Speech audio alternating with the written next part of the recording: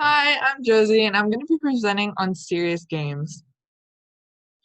Okay, to try to jump into what serious games is and a little introduction, we're going to look at this Venn diagram.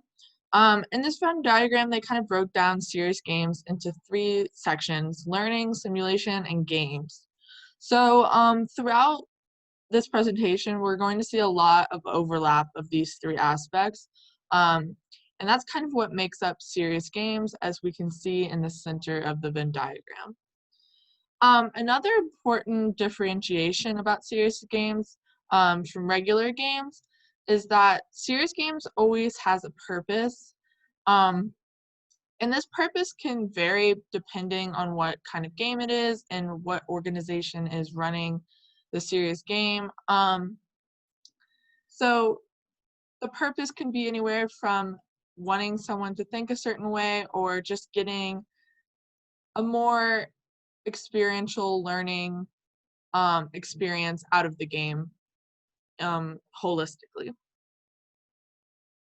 Okay, so now we're going to try to jump into my case study, which is the Clean World game.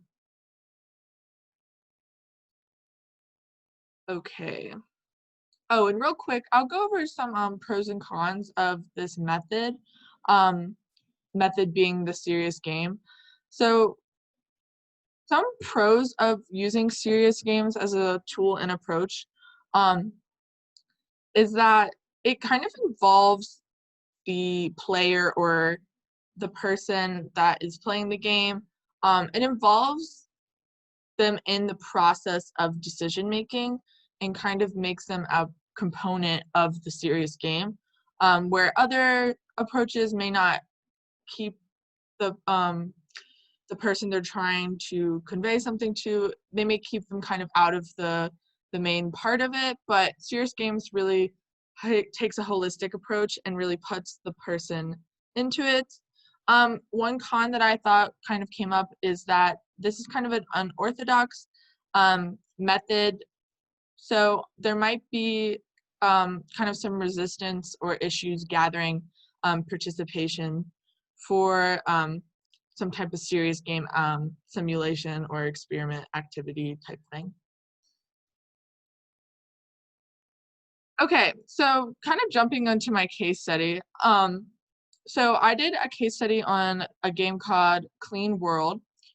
This game was kind of developed by a group of researchers, and um, so they kind of made this game with the thought process of making a serious game. So when making this game, they tried to create a situation where the player was put into a futuristic society where the environment has just been desecrated to an unrecoverable point, something that we all fear may happen, just from constant pollution from industries and human effects that we have seen happening today. So this is kind of in this future where this has gone to a point where the environment can't really recover.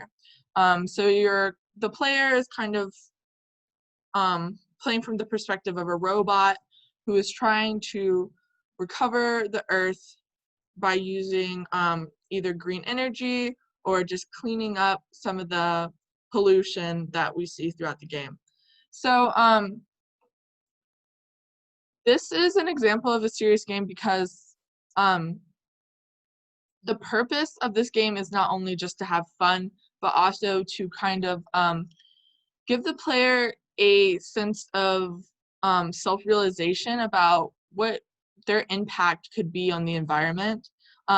Also, by putting the player in a simulation type experience where they're literally in a world that is heavily destroyed by pollution, it kind of gives the player a sense of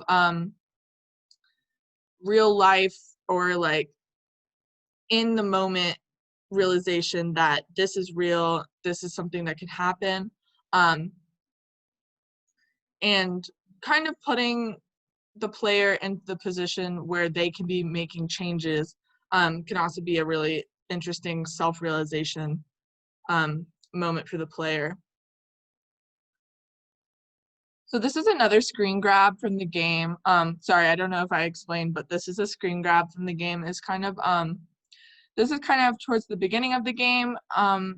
The game works in layers. As you progress, you kind of get new tasks to further progress the environmental recovery process. So this is kind of in the beginning where it looks pretty desolate. Moving on to the next screen grab, we see that there's some solar panels to the left, and we see the sky is getting a little brighter, maybe lack of smog. So we're seeing positive change. So just kind of that reward system of seeing positive change by environmental action gives the player a sense of gratification for doing these environmentally stewardess acts throughout the game. So one of the benefits I found with this game that I see that it gives the player a positive relationship with environmental stewardship. And overall, this game has a very optimistic outlook that, change is possible and recovering from environmental pollution is possible. So I think it really gives the player an optimistic view. Okay. Also, something that was really highlighted in the case of Clean World was that it's really important to have a multi-layered game approach where there's multiple layers of environmental actions, and just like in any game, just multiple layers of the learning process. So it's really ingrained into the player. So the way the people of Clean World kind of did this was by having mini games that kind of takes you out of the main game for a second, kind of give you a different multifaceted approach to the game. Overall, though, I found that this game was a very interesting approach to a serious game. And the game is not super developed, but I hope that the developers of the game continue to make it better and better, so it might be more marketable in the future, because I think these type of simulation games can be really powerful for players to kind of be put in a position where they can make immediate change.